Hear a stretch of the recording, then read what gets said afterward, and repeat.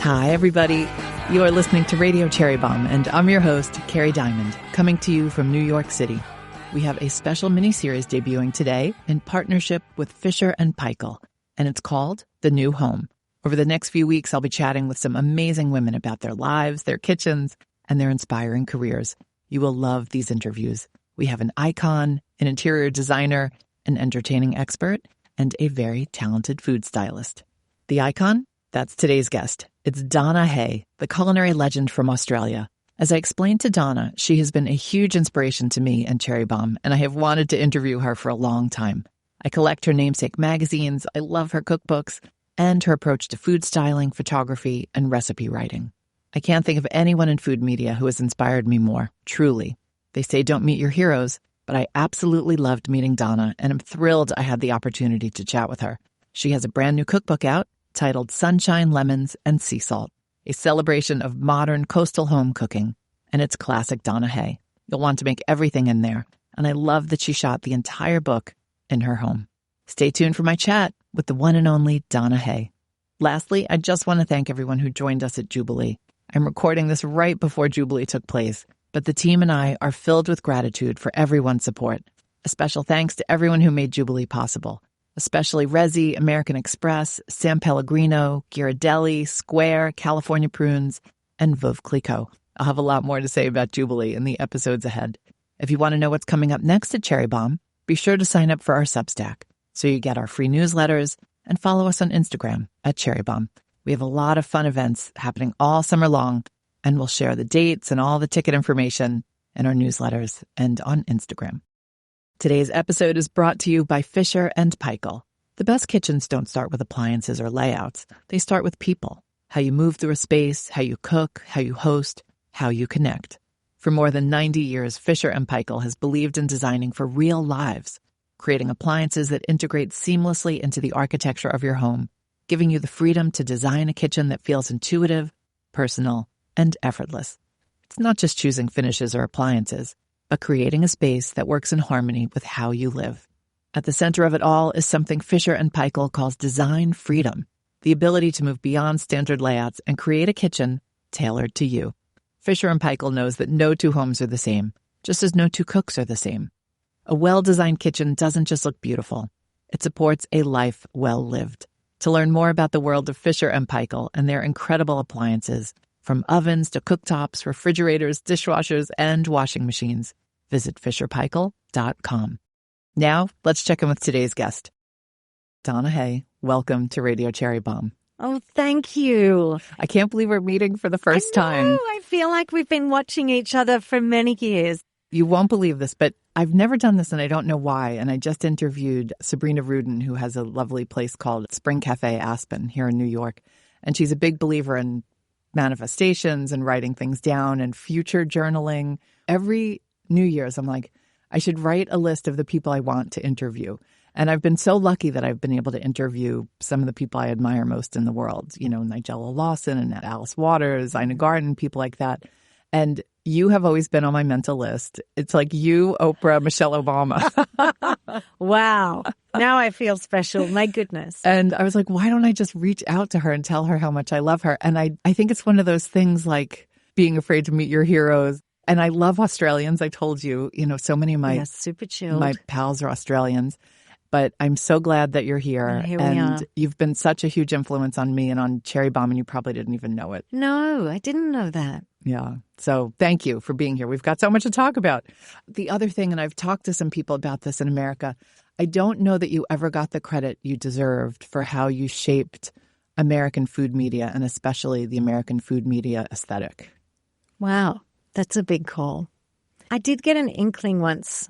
I went through a magazine office here, probably, oh my goodness, so many years ago.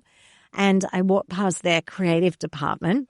I was like, oh, they're pretty. Little printouts on their wall, little pasty wall of, I guess, inspiration. I was like, oh, that looks pretty. And then I thought, hang on a second, that also looks familiar. And then they rushed out and apologized that most of it was my work, but they just really, really loved it, which is a huge compliment. Huge compliment. I don't know a lot about your backstory. What did you want to do when you were little? Well, I was a shy kind of little girl, like one of three girls, the smallest in the family. I guess I got my start with my mother. So short story, didn't really love to cook. It just doesn't have that natural thing that some of us have. And I guess a little bit bored of feeding a family of five, like you kind of get there.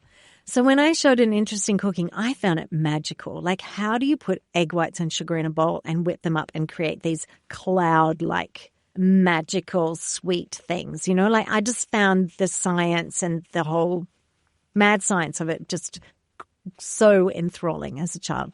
So my mum let me cook. But she was very clever because after I'd made a huge mess of the kitchen with all this sweet, icky stuff, she would say, okay, I'll help you cook up. I'll help you clean up if you help me cook dinner. So she was genius in kind of then evolving me into some sort of serious, savory kind of dinner stuff because all I was interested in was like mad sweet things and icings and buttercream, the whole lot. That and my grandmother had the most enormous vegetable garden. And it didn't occur to me until like partway through my career, my obsession with fresh produce was because, she just put me to work. Every time I was there, we were working. We were in the garden, we picked things all morning.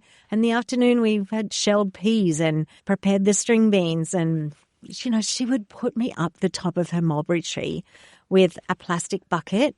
And I was small, and I remember her saying, go higher, the sweeter ones are higher, go higher. Like for her, the sweetest ones were up the top of the branches where the sun was shining. I guess I came at cooking, I don't have some romantic story about, amazing mother and grandmother in the kitchen, very basic cooks. But what they gave me was the kind of push to go and cook. But my grandmother also the appreciation of what beautiful homegrown fresh produce was. So if your mom wasn't cooking, where did you pick this up? She cooked. It was just quite basic, and she didn't love it. So it wasn't like she was like, hey, let's cook together. And no, she cooked. She was always cooking. It's just that it was basic. She didn't, when she hosted dinner parties, I helped. I would get the china out of the good cupboard.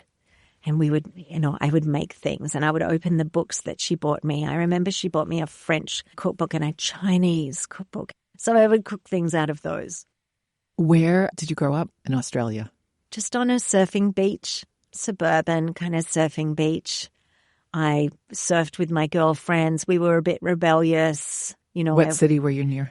Sydney. Oh, in Sydney. Okay. Yeah, in Sydney. Yeah, Wait, you were a little beaches. rebellious? Tell us how. You love a rebel girl. Oh, you love a rebel girl? Yeah, I was a rebel girl. I don't know why. I grew up just wanting to break rules or not follow them. Wait, that's so funny. There's a difference. Yeah, there's between a difference. Breaking rules and not following the rules. Yeah. I think it's the extra step to break them. Sometimes you just want to go a little bit softer and a little bit quietly. Nothing to see here, people, but I'm not following your rules. I love that so much. Do you still surf today? Not so much. It's really crowded near where I live. My closest surfing beach would be Bondi, and it's just not as pleasurable as it used to be. Sure. I don't want to fight for it. If I go on holidays, I'll kind of maybe jump on with the kids, but I'm definitely not as good as I used to be. Like, let's face it, I could probably do more damage. So I kind of jump in the water with the kids and, muck around. But yeah. As you got older, did you get better at cooking? Were you still as interested in it, even in your teen years when, you start to be into other things? Yeah, I was. I quite liked it as, I guess, like an outlet of calm therapy, maybe, when other people, I don't know, were doing other things. But I think the turning point for me was that I was going to do physiotherapy at uni, but I was not a great student. So I didn't get into uni for that course. I missed out by 2 marks. Genius. So I went to a culinary school where I met some crazy Australian girls from the country who had grown up in boarding school. And it was a riot. Not only did I love the course, but the girls were really naughty because they'd grown up in boarding school. They knew all the tricks and I knew none of them. And I just had the best time at culinary school and I learnt all of the basics. There was a subject called recipe writing. There was a subject called food styling. There was, really heavy basics. So I didn't know what I was going to do after doing this course, but it was such a good grounding for me to move forward. After that, I just wanted to work in the freelance food world, assisting food stylists. The setup is a little bit different in Australia. As a food stylist, you choose the props and you basically have control of the shoot with the photographer. There's no art director that tells you to move that fork or that piece of lettuce 2 centimeters to the left, or, you basically have a lot of freedom, which is fantastic. Before we finish with school, are you ever going to write a memoir? I have a really, really atrocious memory, so I would probably have to draw on a lot of people to remind me. I feel like it could also be a scripted series. Like you at Sleepaway Culinary School with the naughty girls from a boarding school. I was such a goody two-shoes, and that was my first entrance into, this is what the naughty girls get up to. Wait, give us an example. Well, they're country girls, right? So they're super sweet. Australian country girls, they smile and, butter wouldn't melt in their mouth.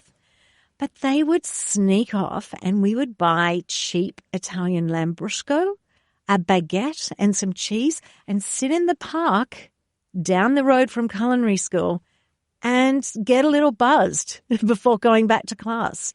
And I didn't even drink, but, it was just the fun of it. I think I would have 3 sips and just be, giddy as crazy. Some of them weren't great cooks. We had to choose out of a mixing bowl a practical exam. And so I was a good cook. Some of my girlfriends from the country were atrocious. So not only did I do my own practical exam, I'd have to do 2 other of my girlfriends as well. What sort of opportunities were there back then? When I look back, when I was in college, the word foodie didn't exist. Mm-mm. I don't even know if the Food Network had started yet. There were some magazines that hadn't quite been taken over by cool people yet and made super interesting, like when Ruth Reichel took over Gourmet, how big that was. So what were the opportunities for you? Oh, absolutely none. No, very limited. So for me, I just got a little foot through the door of what food publishing looked like, of which I didn't. Traditional food publishing, let's maybe bring it back. And I just thought, there's hardly any freelance gigs here. I can't see myself doing anything else, nothing else. I'm going to be the best food stylist assistant that there is because I don't want to do anything else. So I became a popular assistant because I worked my butt off and I made sure the food stylists had everything they needed. I was very diligent. So I just started working my way up by putting my head down. When I went to transition to wanting to become a food stylist, because I thought, well, this is fun, playing in food. This all looks very romantic and very fun. I was actually really, really bad at it because we're talking about dark studios, big tungsten lights, hot as all get out. The food, because it's so hot, is kind of dying before your eyes. There's napkins and napkin rings and a candle here and a splash of something and a sauce boat and so many elements. I was just totally overwhelmed and I was a terrible stylist. I was really terrible. So I took a little break and I thought, I never had that gap year. Australians, we love to throw on a backpack and travel. It's kind of a weird thing we do. I didn't throw on a backpack. I took a suitcase and I decided to go to Europe. So I was supposed to fly to Paris with my girlfriends and one got a job and the other one had something else happen. Oh, your girlfriends bailed on you. It bailed on me. And I was like, you know what? I'm an Aussie. I can do this on my own. So I took off. I just thought, well, I have to sort this out and something has to happen because I can't style. So maybe I'll just write recipes and be a recipe writer. But I kind of couldn't see past a future. I had no vision. So I went to Paris and I didn't have much money. So I thought, right, well, I have one great meal a day and the rest of the time you can chew on the end of a stale baguette and do whatever you like because I wanted to stay as long as I could. So I would go to a museum or walk around neighborhoods late into the evening. So for dinner, I would always get the same thing. I would get a crepe with lemon and sugar. Sucré, citron, crepe. So I was walking around and one thing sort of struck me that we were talking about breaking rules. But in those years, my early years, there was lots of rules around food styling of the way that you plated things and the way that things were, this fish dish needs a fish knife, of course, because you can't imagine styling fish without a fish knife, could you? Like the world could stop. I started buying my crepes every night for dinner. And what struck me was that if I was styling a crepe at home, I would have been told to fold it into small triangles like a fan and stack them. Probably a bit more like a French kind of crepe Suzette, let's say. As I worked my way around, every crepe vendor had a different way of folding a crepe. But it was still the same round crepe. One guy rolled it, halved it, looked like bunny ears. Super cute. One guy folded in the edges and made a square. And then all of a sudden I was sitting on some steps somewhere and I thought, wow, there is more than one way to fold a crepe. And I am a rule breaker. And I think I know my way forward. I've just been looking at this the way that I thought that people were asking me to look at it instead of looking at it in a different way. After I traveled through France and Italy, I went home and I worked out that there was more than one way to fold a crepe on everything. So that kind of just sparked my new career. I love that you had this epiphany in Paris with a street food, same street food every night. Very what basic. year was this? I must have been 24, I think. Yeah. 24. Was there anything else in Paris that struck you? I just remember being amazed. There was a shop that just sold brioche and all the different shapes. And I think my creative mind just blew wide apart. I mean, people spoke English, but they weren't that excited about speaking English to foreigners the way they are today. Yeah. I was there in 89, and if you didn't speak French or try hard, you were kind of out of luck. But absolutely. But I agree. I remember. You were hungry. Yeah. I remember, though, I just couldn't believe there was the single shop dedicated to all the different things. And you could walk up a block and there was the butcher, the fruit shop, the cheese shop, the bread shop. You know, I should be saying the French names, the fromagerie, the boulangerie, all the things. But just a shop that just sold brioche, like even narrower, you know, I was mind blown. Amongst other things, I went home with a newfound kind of excitement. How was Italy? How was the visit to Italy? Similar? Yeah, amazing. Wide eyes everywhere. I don't know if I've still got it, but I did a lot of, I'm not a very good drawer, and my whole magazine team used to laugh as soon as I'd pick up my pencil. They'd go, here she goes. What's that? It would be like, you know, sort of a kindergarten. Oh, my God. It's so funny that you had to go away to have that epiphany, because when I think of Australia, I think of what a big influence, not just that you had on us here in food media, but I think about people like Bill Granger. I'd never had ricotta toast before or avocado toast. Like, I had to go to Australia to have those things, you know, when it was the early 2000s. So it's interesting, you know, ideas come from everywhere. It's that thing where we're so far away that, you know, we also have a little bit of freedom and we are rebellious. We are little rule breakers quietly. And I think Bill was a real gentle soul that did that so well. You know, he just did what he thought people would love to eat and what he wanted to eat and his family wanted to eat. It must be amazing when you come here, though. I don't know if you see it, but just how you inspired people and how Bill Granger inspired people. And so much of what was going on in Australia so far away changed the food scene here in America. I didn't really see a lot of it. You know, like you fly in, you fly out. You know, I heard the stories and things like that, which is super flattering, but juggling deadlines, you almost stay in your lane and keep going. It's the ever-evolving, you know, it's the runaway train. It never stops at the station. But like the all-day cafe, the concept of the all-day cafe. And then to hear stories that one of the reasons Bill specialized in like breakfast was because he could only afford to have the place open for so long. I thought that was amazing. You know, it's those little things that wind up being, I don't know, that just shape everything. It's incredible. Yeah. What happens to your food styling career when you come back? I kind of start bending the edges a little bit. I'm sharing a studio with some young photographers. It's in a pretty seedy part of town. We're working on a project with one of the guys who was older, and to make ends meet, we used to rent out our studio next door to us that we rented as well. And it had really peeling, crumbly. It was so grunge, and they loved it. You know, fashion photographers would come to town and just think it was super cool. For us, it was like, oh my gosh. It was really one of those studios that didn't matter how many times you vacuumed or swept the floor. It just always felt kind of dusty. Anyways, great place. We had good fun, really good fun. Lots of people dropped by. It was kind of like a drop-in studio as well for other young creatives, and it was cool. The real turning point was when I was just plodding along, and this sounds like an Anna Wintour story. I guess it is slightly. When a woman with a sharp little brown bob came into the studio. And I think they call it a cunty bob now. Do they? Are you allowed to say that word? You can say whatever you want. Okay. Oh, don't say that. So I'm sitting on the floor. I'm working in 10:8 Polaroid transfer on paper, and I'm sort of behind schedule. So I've got them all over the floor on some polyboards. And I'm working away, and this woman says, what are you doing? In this really clipped voice. I'm just working on this project. What's your name then? I said, oh, it's Donna Hay. She goes, oh, okay then. She walks off, and I think, well, that's really strange. She's got big, colourful clothes on. I thought, she's someone. I have no idea who she is. Doesn't matter. Don't think about it again. She comes back, tracks me down.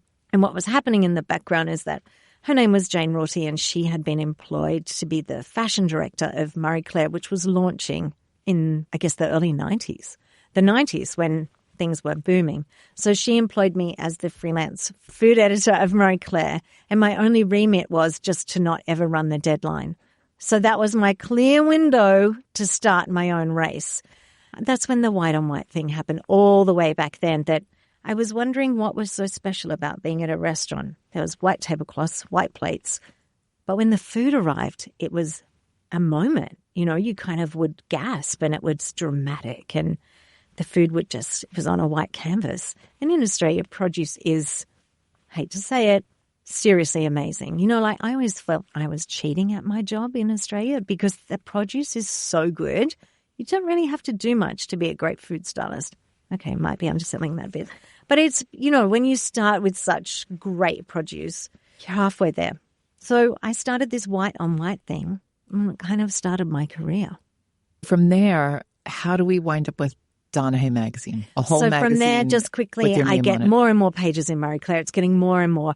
I do some Marie Claire books, but in the rest of the world, they're called Donna Hay because they can't have the Marie Claire masthead on them because they don't own the license. I do this book. It's all white on white. It's called Marie Claire Cooking in Australia. Everywhere else in the world, it's called Donna Hay Cooking. So I go to the UK. It's exploding. I'm like so out of my depth. I'm shy, still very quiet and shy, and it is ripping through the food scene. This white on white, it's so new, but it's got a lovely sunniness to it. So it rolls on from there until I'm doing a Marie Claire lifestyle magazine. It's an offshoot. I've got to fill 45 pages of that. It's rolling. It's rolling. We're getting really busy. I've got a small team. I decide to get a more cleaner, more organized studio, but I am busy. I'm working in Europe. I'm working in London. It's crazy times, and I'm having the time of my life. It is great. Then I decide after a while that I just need to take a break because I don't know where all this is going. It's just busy, and I'm doing the same thing, really. And I can't keep filling these pages of the 2 Marie Claire magazines. I kind of need a break. It's really busy. So I pull up stumps, as we say in Australia. I stop. I do a little bit of travel, but I'm in my studio, and in my arrogant, naive 30-year-old self starts on the wall. If I had a magazine, this is what it would look like. Because, I'll try and make this story really short. Last shoot I did for Marie Claire Lifestyle, Sabella Court, fantastic stylist, interior stylist, lived here in New York for many years. Great friend of mine showed me that being obsessed with detail was a good thing. She kind of really creative girl. Opened my eyes to detail is good. You can look at all the details and store them in your mind. It's a good thing. So we do this last shoot for Marie Claire Lifestyle. Her mother is a textile collector. We walk into the sand dunes in Sydney, about 1 kilometre, a hand block printed tent, the wooden poles, the whole thing. We do this beautiful food shoot because it's Marie Claire Lifestyle. There's a model. She's got beautiful clothes on. It's all hot pink and orange, the sun setting, the sand dunes. We are exhausted. We do this beautiful, beautiful pictures. I'm so happy, but I'm exhausted. We hand them over to the creative director at the time, and it gets absolutely butchered. That's when I decide to leave. And I'm never working on anything again until I have a little bit more control over the amount of effort we're putting in. The picture I like the least, she puts as the front picture. I just couldn't do it. Right. It wasn't a collaboration. It wasn't. And as much as I tried to talk her around to, we shot this for this. And it's like, well, that's her point of view and I'm never going to change it. So I just need to step away. So that's why I start going, well, if I had a magazine, it would look like this. Sydney is a small city. Martha sends for me. I'm chuffed. I do a couple of TV recordings with her. And we all know who we're talking about, Martha Stewart. Sorry. Do we have to say the last name? There still is only one Martha. Yeah. I do some great TV with her, and she shows me through her prop rooms and things, and I just think this is so cool. This is it. I just want this. And all the detail of the color coding, I kind of feel like I'm enabled to do this. It's detail. This is what you need, and it's not a bad thing, and people should stop running me through the press at home about being, a perfectionist and like it's a bad trait. And, I got all those labels and it really kind of wore me down. She offered me a job. I go home to think about it.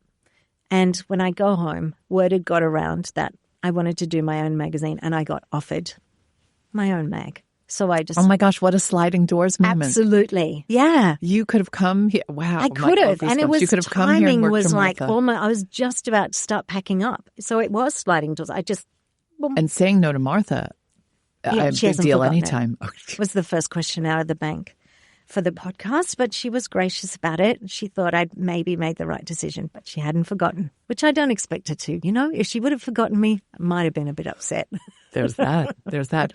Who backed you? Did a media company back you, or did you? Lachlan Murdoch. Okay. Oh, right. Yeah, I licensed the magazine to the Murdochs. Okay. I had a studio 2 blocks away. And before people are like, the Murdochs, like the Murdochs were the major media people in Australia. I mean, they're now the major media people in the everywhere. world. But they had newspapers and a cable TV station at home as well. And they were the big That's big where the Murdochs player. got their start. Yeah. Yeah, but they didn't have a big magazine division. Lachlan said to me, if you start a magazine for me, can you do a weekend column in our newspapers? There was a payoff, which was great. I had the reach. We needed the numbers. So I started the mag really quickly. I think I had 8 weeks to get the first issue. That must be a collector's item, that first one. Yeah, it's a hot, I was so busy. I had like a staff of 8 because I didn't have time to recruit. I was doing everything. I had all these magazine cover mock-ups, which I still have, and I had like Seasons by Donna Hay with a little Donna Hay in the corner. And I was like, look, Martha Stewart has a little Martha Stewart in the corner, Martha Stewart Living. They really wanted to call it Donna Hay, and I went to all these boring meetings where I had to justify why I didn't want to call it Donna Hay. It's like facetious, so not me. Is it the tall poppy syndrome? Oh, yeah. Is that what it was? My goodness, you've got to be careful of that. I also didn't want it to be about me. I'm happy to take the back seat and be behind the camera where I'm the most happiest, not in front of the camera. Hands dirty, behind the camera, happy place. So anyway, I went to so many meetings. Deadline was coming at you. You know, that deadline, it just keeps creeping. You can't stop time. So I go to the last meeting and I say, you know what? I don't care. I don't have a cover yet. I do not care. All I could think about is people will need to buy this magazine. And it needs to be great. I got to come out of the blocks like I'm on fire. So I leave and I'm like, I do not care. I'm not having one more cover meeting about what it's called. I don't care. I have not finished what's inside. You do not have a cover. Don't care. I was going to walk out. So it wasn't until after the launch that I was in a cab on the way home and I was drive past a bus shelter with those big posters on it. And I thought, you idiot, what have you done? Who calls a magazine after themselves? Everyone's going to think you are so vain and you've called a magazine after yourself.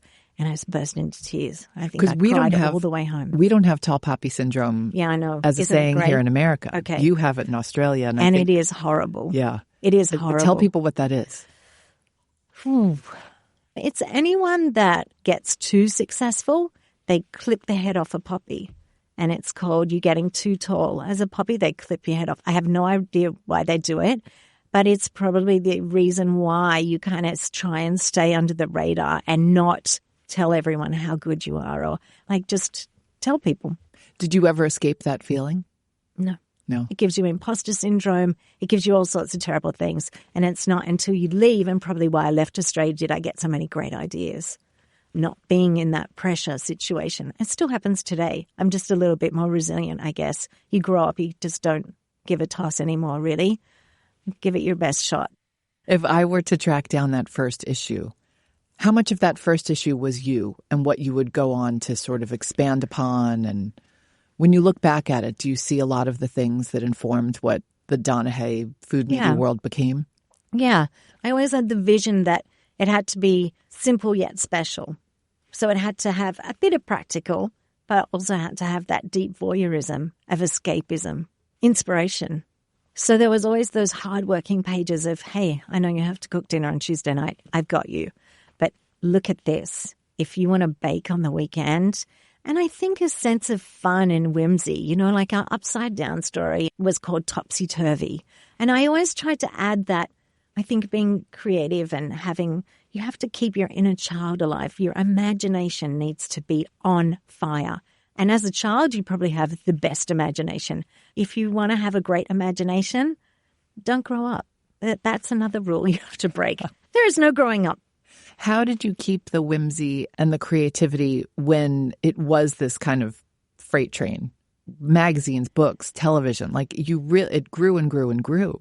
I mean, the team got bigger, but I always wanted to work on the creative, and I always made time to do the creative, which is why I just said no to TV for so many years, because I just wanted to stay doing a little bit of styling and, the things I love. And I guess I always just took a little bit of time to keep my imagination alive, that dreamlike sense of as a little girl whipping egg whites and sugar and making clouds.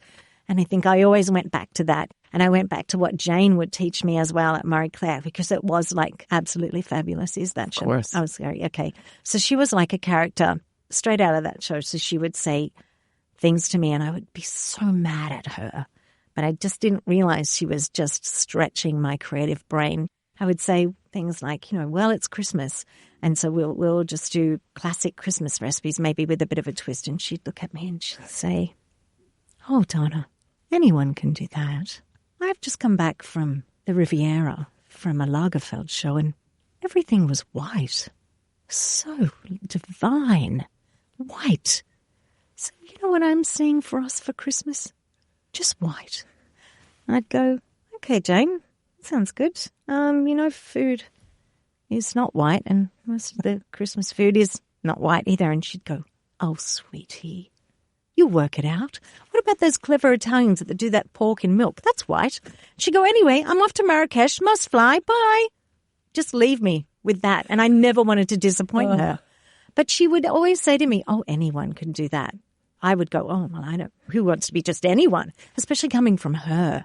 She was a real, true creative, The fashion shoots that she did, even to this day, I can still see them clearly in my head. The little details that she did. Girls reaching up to clotheslines on tiny little milking stools with beautiful boots.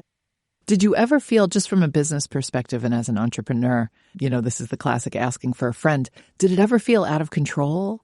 Always. Always, yeah. I don't know if there was any time where I felt like I need to pull it into control.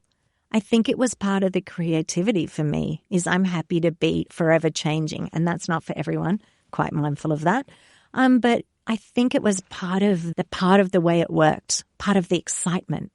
And I think we never kind of was like, oh, another deadline. There was quite a hysteria in the office always, a good hysteria, like we were always thinking crazy new things. We didn't have huge budgets. So I was going to we were always thinking of ways to get around it. Mm-hmm. Who's going to build it? Has anyone got a hot glue gun and a stapler? Like, we were crazy. That set only needs to last for a day. Just be careful it doesn't hit anyone on the head. But you know what? There's no OH&S here. Just go for it. And we would borrow things from people and ask people to use their thing. And they were always lovely. We just made it work. How many cookbooks do you have now? Look, we're saying 28, but I think it's over 30. I don't know. Okay. And those Marie Claire cookbooks, I want to hunt those down. Yeah, see there. Yeah, there was 4 of those. How did you feel when people started comparing you and Martha? Because you heard a lot of that. Well, I just thought that she was the ultimate, so I felt I didn't like that because I just couldn't live up to that. She was the one. She was the one in my eyes. So I just felt like, oh, you can't say that. I'm nothing like her. I'm so not as good as her. That's too much pressure. We love Martha to death. Like, she's been on the podcast and at Jubilee and on the cover of the magazine, all those things. I mean, but she is a perfectionist. You spend 5 minutes with her. Like, I remember some funny things, that would happen on shoots and at events and stuff. It's like, oh my God, Martha saw that it was wrinkled. Oh God. And she did see it and she pointed it out. I never got the sense that you were a perfectionist in the same way, not knowing anything about you really except the work. Are you a perfectionist? I am a perfectionist, but I like things that are undone as well. I like a little fraying at the edges. And I think that's that quirk that makes people feel a tiny bit comfortable, even if they don't see it. So I kind of like to make it perfect, but then tug at the edge. The same with fashion, a little frayed edge here and there. I love a crafts person. I love someone who has a craft and I don't know why it is. I always just have to undo it a little bit. I don't know if it's an Australian sensibility or just the way my head works, but I think that when there's a little crumb just off or a little bit of broken meringue off your pavlova, you just really want to reach out and just sneak that bit of pavlova shell, like the little child in you. Yeah. desperately wants to pick it up. I always want to put my finger in the frosting Of course. on a cake. And you should. And when you see that, just like it's nice and smooth, and you're like, Yeah. oh my God, I just want to put my finger in there. All right, let's talk about this gorgeous book. I don't know what kind of voodoo you have over me, but every time I look at anything you do, I'm like, I want to make that, I want to make that, I want to make that, I want to make that. That's why I work so hard. I want that voodoo. So your new book is called Sunshine, Lemons, and Sea Salt. Of course it is. What a perfect title. You love a lemon, as established. Another beautiful cover. Great use of fonts. I mean, I just I love that you love the fonts. I will tell Chi as soon as I get back.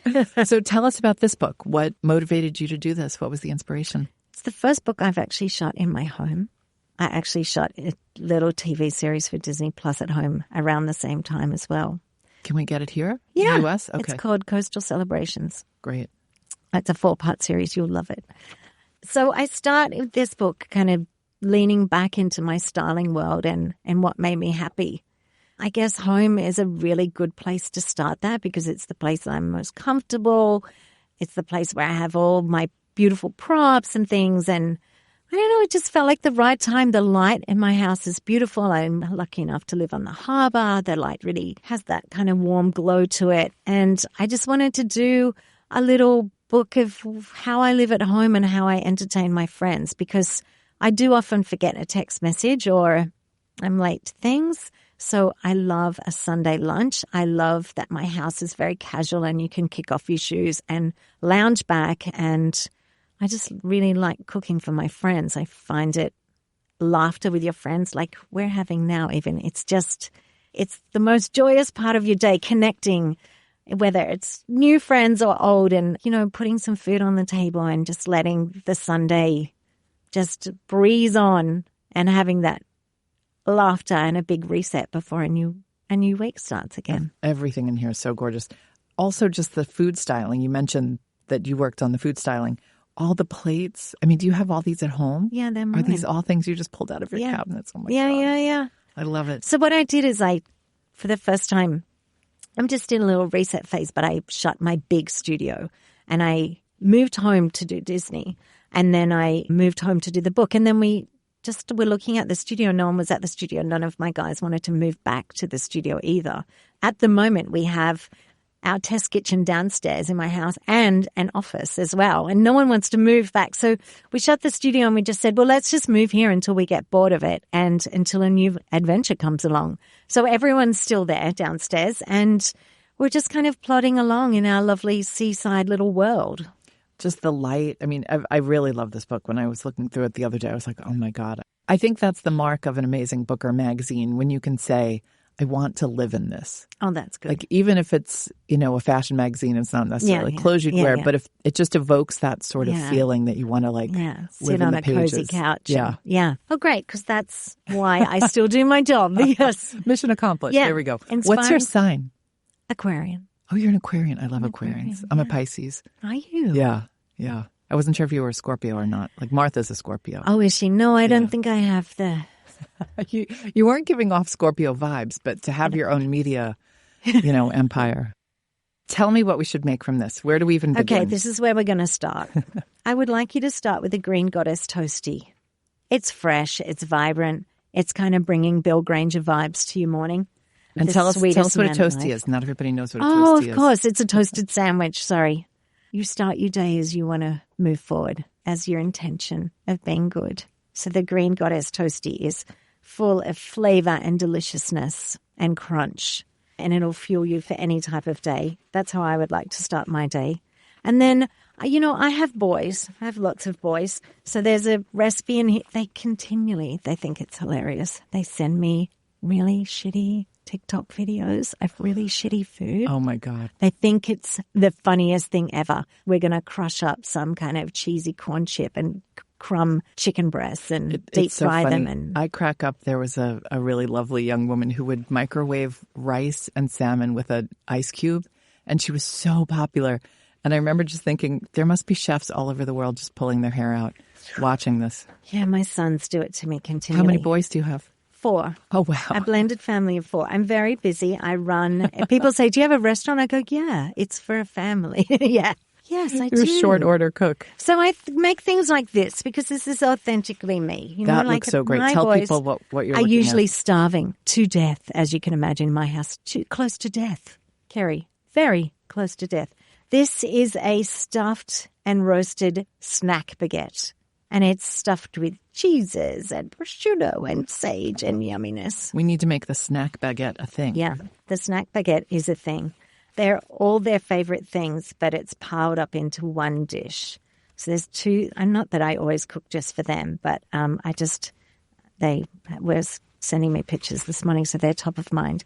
But this is a really good one as well for anyone. But you start with a garlic sourdough toast. You spread the bread, garlic, butter, throw it in the oven, let it start crunching. You marinate some chicken thigh fillets because they stay juicy in a really simple harissa, honey kind of marinade. No biggie, 20 minutes overnight. I don't care how organized you are. You just you. Then you pop it on top of the garlic bread toast with some feta. Throw it back in the oven. You've got the ultimate sweet, little bit spicy, little bit salty from the feta. There's a molten element there, crunchy garlic bread. You can top it with extra chili if you want, some arugula leaves, a little bit of dressing, but it is one of those ones that you can make trays and trays and trays of it. Everyone's happy, and you've really not spent that much time doing it. It looks so good. And you gave a lot of nice space to the photography. I did, didn't I? Yeah. Thank You you. didn't trim I'm that glad down you to noticed. a quarter of a page. No. I know, and that's what's the fun thing in this book is that I have a lovely creative director we've been together for many, many years on and off projects. He's the most delightful man. His name is Chi, and he is Chi in nature. He's just the Zen master. And so we came up with this thing of, well, when it looks beautiful, uncooked, why don't we give that a full page as well as the cooked version? So there's a lot of just beautiful space in this book, sunny space to exhale, enjoy the sunshine. That is how it feels, absolutely. Well, congratulations. I mean, another home run. Oh, thank from you. Donna Hay. Absolutely. Thank you, Kerry. Let's do a little speed round because I want people to still get to Oh, a little goodness. sense Okay, of... I always think I'm going to be really good at speed rounds. Tell you what, I've just noticed lately I'm really not. We shouldn't even call them speed rounds Okay, because they I'll try my quickly best. become not speed rounds. What beverage do you have in the morning? Coffee. How do you take it? Very strong, flat white. Of course you have. And I flat never white. count how many I drink in a day because that's not a rule. Have you been to Hugh Jackman's coffee shop here? No. No. I haven't yet. But I did go to the Bluestone. Yes, Bluestone, yeah. Yeah. Do you know Hugh has a coffee shop down in Tribeca? I do. I do. And we will be going there straight after this. It's not that I'm assuming every Australian knows each other and is friends with each other. I'm sure we do. Yeah. Well, say hi to Hugh when you go down I to the will. coffee shop. It's called Laughing Man. I don't know why we're Oh, looking at yes, Sandy. of course it is. I'm Yeah, saying yes. yeah. Okay, we're going there. Okay. We're going there. We always ask what's in your fridge, but I'm guessing everything is in your fridge. Yeah. I mean, it comes and goes. I like there to be the usuals. I think it's good to have the condiments. The condiments make the marinade. The condiments can make the boring meal shine. So you've got to have like the onion marmalade and then the paste, like harissa paste. Miso paste is just like, the lemon chicken with the miso in the marinade. Got to make that. It's a roast chicken, but it's like 5 ingredients, but tastes like you've put 50 in. We love those cheats things. So I try and keep those kind of things handy just so I can lean on them and make something that could potentially be a little bland to be pretty amazing. What's your favorite kitchen tool? Grater, microplaner Yeah. or a zester. Microplane's super popular right now. I think the Yeah. past 3 folks I've had on the show have said Oh, have they? microplanes. I actually have this thing because, I muck around with my friends a lot, but I have this thing at the moment where I grate fresh lemon zest over their food like people crack pepper, but I do it with quite finesse. Like they should be watching me and be impressed. I'm impressed just hearing it. What was your favorite food as a kid? Lemon curd. Yeah, my grandmother made lemon curd. She stored it in the back of her fridge, bottom shelf, right-hand side. Are you a snacker? Do you have a favorite snack food Absolutely. today? I am horrified by a whole plate of food. It's because when you recipe test, you become the eternal snacker. So a whole plate of food often frightens me, and I find it hard to finish a whole meal. So my friends who are big eaters love going to dinner with me. The Eternal Snacker could be a good name for a cookbook. Write It's so it hard to down. find a cookbook name because Yeah, they've all just been taken. snacks. That one Okay. I feel like hasn't been taken. Can I steal it? You could. It's all Thank yours. you, Kerry. Well, it came out of your mouth, so you can have it back. Thank you.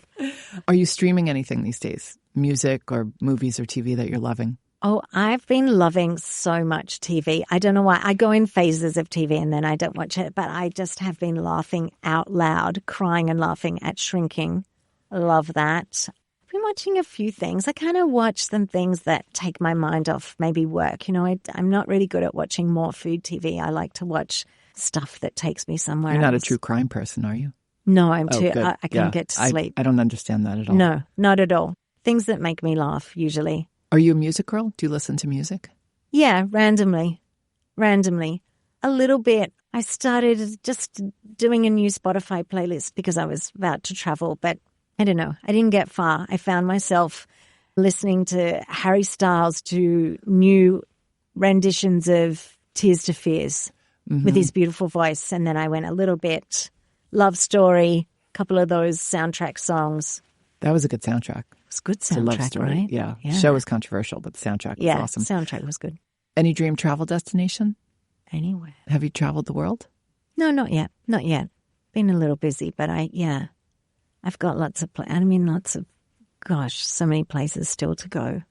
Do you collect cookbooks? Yes. Yeah, Because I feel like some people who write cookbooks after a while don't engage so much with cookbooks because they don't have to. Do you know what? Hannah, who works for me, she collects every single cookbook. And so when I even mention anything, I go, oh, wow, I see that blah, blah's got a book. She's like, yeah, I've already bought it. I'll bring it for you. So I feel like I'm really cheating because she has everything and this huge library. But I kind of more collect lifestyle books or fashion books and have a fascination with people that have a craft. Like a guy just came and made me this brass table runner and little brass details in my house. His name's Brett. He's the real deal. You know, he can make anything out of metal. We have one last question that we ask everybody. If you had to be trapped on a desert island with one food celebrity, who would it be and why? A food celebrity? I would choose Jamie. Oliver? Yeah. Sorry, Because- I'm so bad. That is so facetious of me. I'm sorry. I would choose Jamie Oliver. I would think if anybody could just call people by one name, I forget Martha, that he has a Jamie, last name. You know, Nigella, all the, yeah. I would choose him. It's got a great vibe. I reckon he would be a great forager. His craziness of speed of brain would be so entertaining. It always is. And so he would get up to mischief and all sorts. And I just think he's a really decent human. He's a really, really great guy. What you see is what you get. He's generous with his time. He's generous with his crusades. He's just a great guy. Well, Donna, this has been such a huge inspiration. I have had such a great time chatting with you. I'm dying to come to Australia again and see everybody. I love yes, your you food must. scene so much over You there. must. Please come Yeah. over. Thank you. That's it for today's show. Thank you to Donna Hay for joining me. Check out Cherry Bombe's Substack for a special recipe from Donna's new book, Sunshine, Lemons, and Sea Salt. If you want to know what's coming up next at Cherry Bombe, be sure to sign up for our Substack so you get our free newsletters and follow us on Instagram at Cherry Bombe. We have a lot of fun events happening all summer long. Our theme song is by the band Tra La La. Special thanks to City Vox Studio in Manhattan. Our producers are Catherine Baker and Jenna Sadu. Our executive assistant is Bridget Pittman. And our head of partnerships is Rachel Close. Thanks for listening, everybody. You're the bomb.